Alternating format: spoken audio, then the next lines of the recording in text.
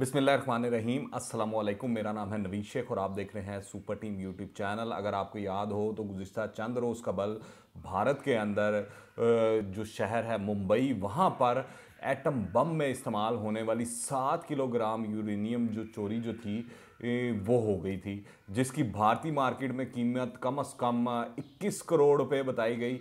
इस पर पाकिस्तानी दफ्तर खारजा का भारत में यूरेनियम की चोरी पर इजहार तशवीश किया गया, जो कि बिल्कुल बजा और दुरुस्त है। इसमें कोई शक नहीं है कि अगर इस तरह अगर किसी भी एटमी मुल्क के अंदर इस तरह यूरेनियम की चोरी हो सकती है और वो मार्केट में बिक सकती है, ओपन मार्केट में इधर उधर वो आगे पीछे हो सकती है, तो आप खुद अंदाज़ा लगा सकते हैं कि ये कितना ख़तरनाक इकदाम है। खुदा न खास्ता किसी ये शिद्दत पसंद तंजीम या दहशतगर्द तंजीम के हाथों लग जाए तो उसके बाद इसका क्या इस्तेमाल हो सकता है और किस तरह आगे चल सकती है। इसलिए भारत का जो एटमी प्रोग्राम है उसके ऊपर कई सवालिया निशान इस वक्त उठ चुके हैं। ख़तरनाक जोरी मवाद के आम हाथों में पहुंचने से ये भी वाज़ह हो गया है कि भारत एटमी मवाद के तहफ़्फ़ुज़ के हवाले से इंतहाई गैर जिम्मेदार मुल्क है।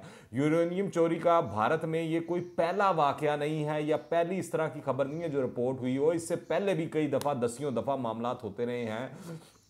जो भारत के एटमी रिएक्टर्स हैं वो वहाँ तक के जो कंप्यूटर सिस्टम्स हैं वो पूरा पूरा निज़ाम जो है वो हैक कर लिया गया है। इससे पहले भी ये भी खबरें आती रही हैं। मैं आपको बताऊं 2018 के अंदर कोलकाता से 5 क्रिमिनल से 1 किलोग्राम यूरेनियम बरामद हुई थी। पुलिस ने मुलजमों को गिरफ्तार किया और मुतलका इदारों ने तहकीकात की, लेकिन ये वारदात कैसे हुई इसकी रिपोर्ट कभी भी पब्लिक नहीं की गई। फिर 2016 में महाराष्ट्र से 9 किलोग्राम यूरेनियम की मिकदार जो है वो पकड़ी गई थी। ये तो वो वाक़यात हैं जिनमें यूरेनियम पकड़ी गई है, बाजियाब हो गई है, यानी कि चोरी हुई और उसके बाद बाजियाब हो गई। पर इस तरह के कई दसियों वाक़यात हैं जिसमें उसका कोई अता पता, कोई सुराग ही नहीं है। जराइम पेशा अफराद कई बार यूरेनियम चुरा कर अपने मकासद के लिए इस्तेमाल करने में कामयाब हो चुके हैं। राजस्थान के रवात भट्टा न्यूक्लियर प्लांट में ऊपर तले 5 हफ्तों में 2 वाक़यात में ताबकारी से 40 अफराद मुतासर हुए। भारत का एटमी प्रोग्राम कभी भी महफूज नहीं रहा है, जबकि अगर आप देखें दूसरी जानिब पाकिस्तान का एटमी प्रोग्राम महफूज तरीन हाथों में है। गुज़िश्ता साल अमरीकी इदारे न्यूक्लियर सिक्योरिटी इंडेक्स की रिपोर्ट में पाकिस्तान को जोहरी हथियारों के बेहतर तहफ़्फ़ुज़ वाला मुल्क करार दिया गया। इस रिपोर्ट के मुताबिक पाकिस्तान ने एटमी सासों के तहफ़्फ़ुज़ में भारत से को 6 पॉइंट जो है वो पीछे छोड़ दिया, यानी पाकिस्तान भारत से 6 पॉइंट आगे है। भारत के 41 के मुकाबले में पाकिस्तान ने 47 पॉइंट हासिल किए। यही वजह है कि पाकिस्तान का एटमी प्रोग्राम जो है वो कहा जाता है इंतहाई महफूज तरीन और इंतहाई महफूज हाथों में है। आप देखें इस तरह का ये जो ये यूरेनियम चोरी की जो रिपोर्टें हैं और ख़बरें हैं, जिस तरह भारत में रिपोर्ट होती हैं और इंटरनेशनल मीडिया में भी रिपोर्ट हो रही है, मगर किसी के कान पे जूं नहीं रेंग रही, किसी को कोई मसला नहीं हो रहा है। यही खबर का अगर पाकिस्तान के अंदर हो रही होती तो आप देखें FATF से लेके अमेरिका बहादुर से लेके तो यूरोप तक इस तरह एक तूफान बदतमीजी मच चुका होता है। इंटरनेशनल एटॉमिक एनर्जी जो है वहाँ पर भी हंगामी इजलास हो रहे होते और पता नहीं क्या क्या सैंक्शंस लगाने और क्या क्या पाबंदियां लगाने के लिए पाकिस्तान के ऊपर दबाव डाला जा रहा होता, दूसरे ममालिक पर दबाव डाला जा रहा होता। आप देखें क्योंकि जिस मिकदार में यूरेनियम भारत में स्मगल हो रही थी वो एक्सरे मशीनों में इस्तेमाल की ज़रूरत से कहीं ज़्यादा है।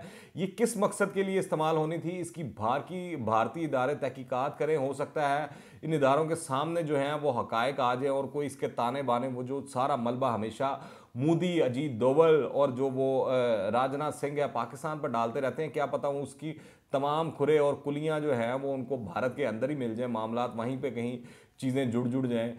कतई नज़र इसके सब के यूरेनियम कहाँ से आई, कहाँ जा रही थी, किस मकसद के लिए इस्तेमाल होनी थी, सबसे बड़ा ये सवाल है कि कड़ी हिफाजत में होने के बावजूद गैर मुतलका लोगों और गैर महफूज हाथों में ये कैसे चली गई। ये सबसे बड़ा सवाल है कि ये सिक्योरिटी ब्रीच जो भारत के एटमी प्रोग्राम है उसमें हुआ तो हुआ कैसे, वहाँ से निकली यूरेनियम तो निकली कैसे। हैरत की बात तो ये है कि वो भारत जिसने सबसे पहले एशिया में एटमी धमाके किए और कई मौके पर एक एटमी मुल्क के हवाले से गैर जिम्मेदारी का मुजाहरा किया, इसकी सरगर्मियों से अमेरिका और मगरबी दुनिया ने चश्मपोशी कर रखी है, आंखें बंद कर रखी हैं और इसको ज़बरदस्ती मेरे ख्याल से तो एटमी क्लब का रुकन बना रखा है। हालांकि भारत डिज़र्व नहीं करता, भारत जो वो तमाम उसके असूल व ज़वाबत हैं उस पर पूरा नहीं उतरता किसी भी सूरत। इसके बरक्स पाकिस्तान को, जिसने हमेशा एक इंतहाई ज़िम्मेदार मुल्क होने का सबूत दिया है, उसको निशाने पर रखा हुआ है। अगर इस किस्म का वाक़या आप देखें पाकिस्तान में होता तो भारत ही क्या पूरी दुनिया में एक तूफ़ान खड़ा हो जाता। एक इस तरह लगता कि दुनिया का सबसे बड़ा मसला ये हो जाता। भारत में ऐसे ख़तरनाक मवाद की चोरी पर आलमी ताकतों की खामोशी और दोगलापन कई सवालात को जन्म दे रहा है, जिसको देखना चाहिए पाकिस्तान को भी और दीगर जो हम ख्याल ग्रुप ममालिक हैं उनको भी। ज़रूरत इस अमर की है कि जोरी हथियारों की दौड़ ख़त्म कराने के दावेदार ममालिक और इदारे भारत के ख़िलाफ़ इस किस्म के वाक़यात पर जो माजी में भी होते रहे हैं कार्रवाई क्यों नहीं कर रहे, और उनको करनी चाहिए उनको, बल्कि पाकिस्तान को भी इंटरनेशनली इस तरह लॉबिंग करनी चाहिए, मजबूर करना चाहिए दीगर ममालिक को भी कि वो भारत के ख़िलाफ़ इन वाक़यात की बुनियाद के ऊपर उसके एटमी प्रोग्राम के ख़िलाफ़ जो है वो कार्रवाई करे। भारत की तरफ से पाकिस्तान के एटमी हथियारों के गैर महफूज हाथों में जाने का लघु और झूठा प्रोपेगेंडा किया जाता रहा है, सबके सामने है, जो आलमी राय आमा को गुमराह करने की सोची समझी साजिश थी, जिसके ज़रिए भारत अपने एटमी प्रोग्राम में पाए जाने वाले जो नकाइस और खामियां हैं उसको छुपाने की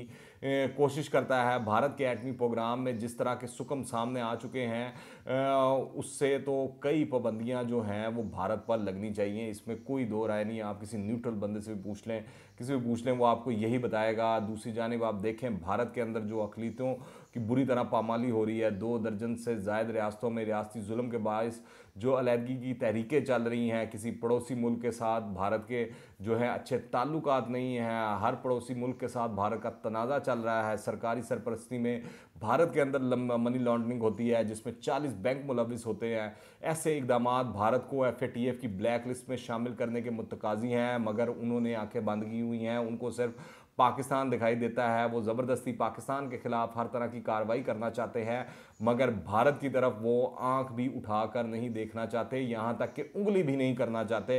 इस हवाले से पाकिस्तान को सफारती सतह पर हर मुमकिन कोशिश करना होगी और दुनिया को बावर कराना होगा कि भारत असल में क्या है, उसका एटमी प्रोग्राम क्या है, भारत की जिस्त क्या है और भारत के अंदर क्या क्या गैर कानूनी और गैर इंसानी काम हो रहे हैं। और जो ये मनी लॉन्ड्रिंग वाला मामला है और दीगर मामलात हैं, और ये जिस तरह ये यूरेनियम की चोरी वाला मामला है, ये इसके ऊपर तो FATF को तो कम से कम भारत को ब्लैक लिस्ट करना चाहिए। ना सही तो इंटरनेशनल एटॉमिक एनर्जी को कोई एक आधा बयान ही दे देना चाहिए भारत के ख़िलाफ़। मगर इस तरह लगता है कि सब जो है वो दोगले हो गए हैं, उनको सिर्फ पाकिस्तान नज़र आता है, भारत किसी जगह कहीं पर नज़र नहीं आता, क्योंकि वो उनका बगल बच्चा है, उनका लाडला है और लाडलों के साथ हमेशा यही सलूक किया जाता है, उनको नवाजा जाता है, उनको डांटा नहीं जाता, उनको खिलाफ कार्रवाई नहीं की जाती, बस उनको बारे में कहा जाता है कि सब अच्छा है, अच्छा है, अच्छा है। आप क्या राय रखते हैं नीचे कमेंट्स में लाजमी बताइएगा। अगर आपने अभी तक इस चैनल को सब्सक्राइब नहीं किया तो इस चैनल को सब्सक्राइब करें, बेल आइकन को प्रेस करें ताकि ताज़ा तीन अपडेट्स और नई वीडियोस आपको बर वक्त मिलती रहें। अगर वीडियो पसंद आए तो लाइक करें, ज़्यादा से ज़्यादा शेयर कीजिएगा। दुआ में याद रखें। अंटिल द नेक्स्ट टाइम, अल्लाह हाफिज़।